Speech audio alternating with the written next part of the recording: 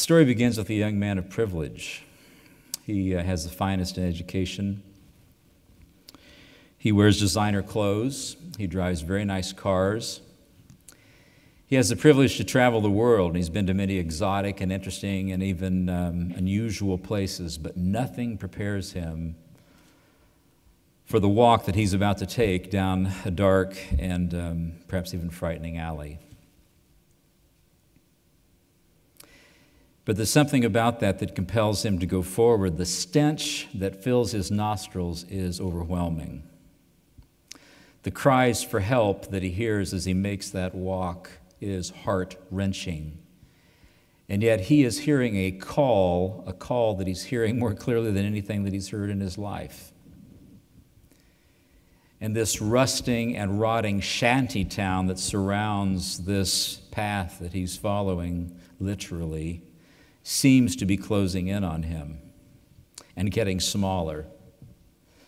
And all of his senses are being filled, fully infused with this experience, but he is being pulled forward to this place that at that moment he does not know is going to change his life forever, indelibly and forever.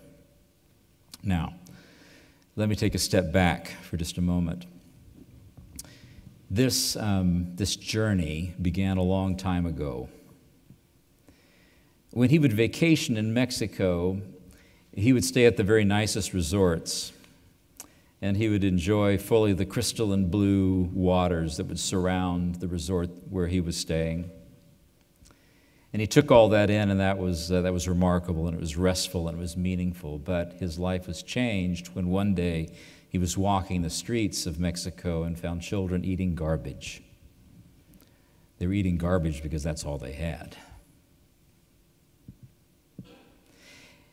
He thought of New York City as a place of bright lights, of remarkable theatrical productions, of financial centers, people of power and influence and communication, until he was assigned the task of living in a homeless shelter. And he spent his days and most of his nights with drug addicts, and he learned that New York was their city too. And then in 1998, on a mission trip to Nigeria, his Nigerian guide said, "The chief wants to meet you." The chief? Who doesn't want to meet the chief? Well, meeting the chief is what put him in this dark alley that I mentioned just a little while ago. And so he moved through this alley and entered the rusted room that is the residence, the hall, the place of business for the chief. And as he approached the man who was described as the chief, the man turned around, and the young man's nostrils were filled with the smell of rotting flesh, because he noticed that the chief had no nose. He recovered quickly. He reached out his hand in an act of friendship and an act of respect, honoring the chief, only to find that the chief had no hand to shake. All he had was a stump. And he discovered the ravages of leprosy were actually eating this man alive. And the chief that he was meeting was the chief of the lepers. Every fiber and sense of his being called him to turn and leave and run and hide, to get out of there. But he did not. And he looked into the face of this man, the chief of the lepers, and he loved him. He reached out and he shook the stump of this man's arm and made his friendship and completed his journey into this dark place that really affected the beginning of a traumatic change in his life. He heard the call more clearly than he'd ever heard it before, and he responded to it, and it changed his life. He had met the king of the lepers, and the king of the lepers, the chief of the lepers, changed him. Why do I tell you that story? I tell you that story because it is not unusual for Pepperdine students when they are in the Dominican Republic or Costa Rica or Panama or Fiji or Chicago or Washington or New Orleans or Houston or other places where Project Serve goes, to have experiences not unlike that, where our students are forever changed and, by the way, made better. I tell you that story for that reason. I tell you that story because it responds to our theme this evening, answering the call. I also tell you that story because it is absolutely true. Tonight, we are going to present the inaugural award entitled the Waves of Service Award. It will be presented to this individual about whom I have just been speaking, whose life of privilege was changed inalterably and forever.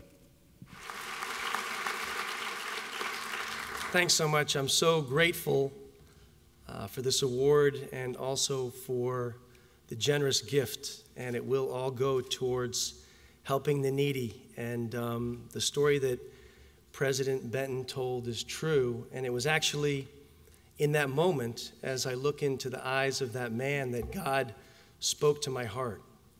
And he said, "Peter, I want you to come back and give your lives for these people." And I'm so grateful to God and the good things that have come out of my life. I want to give him the glory. And I also want to thank Pepperdine. Actually, I got saved through the ministry of Young Life right at the end of high school, and I was drawn to Pepperdine because of its Christian roots and foundations. And it was at Pepperdine that I learned the Bible. And it was at Pepperdine that I was discipled. And at Pepperdine that I was baptized right out in the Pacific Ocean. And it was at Pepperdine that I learned how to serve others, actually through my fraternity, Sigma Epsilon, doing service projects in the community and helping those in need. And it was my fraternity brother that led teams from Pepperdine to Mexico, and where I went and I saw really poverty for the first time, and a stark contrast to my upbringing and my privileged life. And it was there that I fell in love with people, and I fell in love with the needy children, and God touched my heart, and he began to stir in me that call. And I got a great education at Pepperdine, and I learned how to communicate and actually how to speak in public, which I've done all around the world. And I've never had less monetarily, but I've never had more. My life in Africa is awesome. And I know my treasure is in heaven, but God gives me these little glimpses in the faces of those that I'm ministering to. Like those with leprosy, when I do take what's left of their hand in mine and look into their eyes. Or the little street child, sometimes as young as 6 years old, when we rescue them and they get food and clothing and shelter and love, and the look in their face, I'm finally safe. This is my home.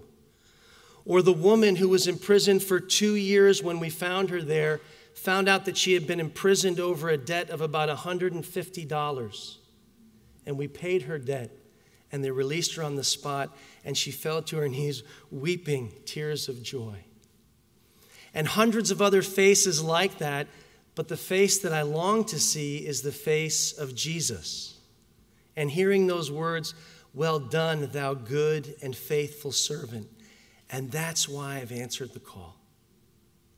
And tonight I'm so grateful to God, and I'm so grateful to Pepperdine, and I'm so grateful to you. Thank you so much.